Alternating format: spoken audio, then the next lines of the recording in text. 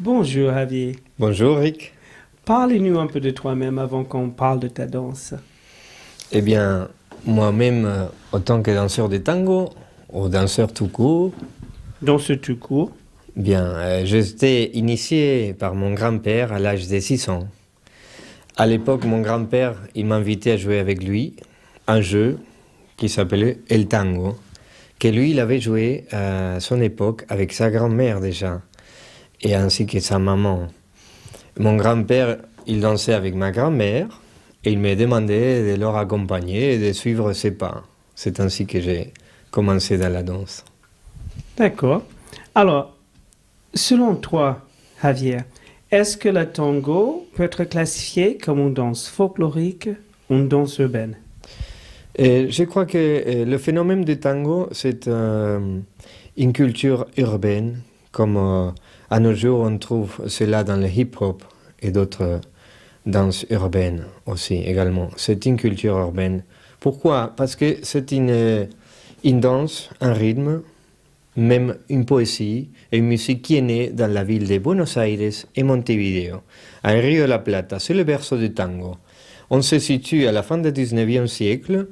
On voit les esclaves noirs qui avaient la permission de faire un carnaval une fois l'année. Donc ils sortaient dans les rues de Buenos Aires et Montevideo. Aujourd'hui, tous les 14 février, on peut voir las llamadas avec les tambours, les appels des tambours à Montevideo. Malheureusement, à Buenos Aires, on ne trouve plus ce carnaval qu'autrefois on trouvait.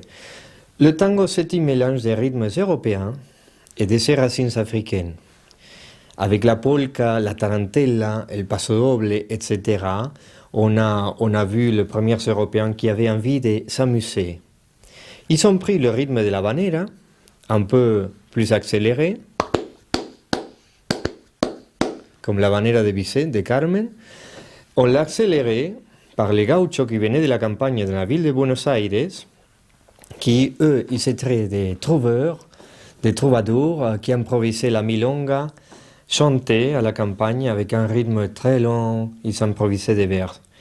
Dans la ville de Buenos Aires, on prend le violon et la guitare et la flûte, et on commence à s'amuser avec un rythme et une danse qu'on copiait souvent aux danseurs noirs. Donc, au départ déjà, le tango c'est une danse urbaine. Dans les années 20, avec la Première Guerre mondiale, après la Première Guerre mondiale en Europe, le tango, il a fait déjà ses premiers pas en Europe. Il a été complètement un élément de fascination dans tous les grands cours, l'aristocratie européenne. Il a été mal vu à Buenos Aires, mais grâce aux échos de Paris, Londres et autres grandes villes de l'Europe, il revient à Buenos Aires avec ses lettres de noblesse. Le tango devient ce qu'on connaît aujourd'hui, un rythme carré. Tam, tam, tam, pa, pa, pa, pa. Et la milonga, qui était au départ la cousine ou la sœur du tango, elle continue à avoir un rythme de contretemps et syncope. Mais Javier, tu parles très bien de ta danse. Si on allait voir un peu ça. Pourquoi pas? Allez, on y va dans la salle? Allez, on y va. Let's go.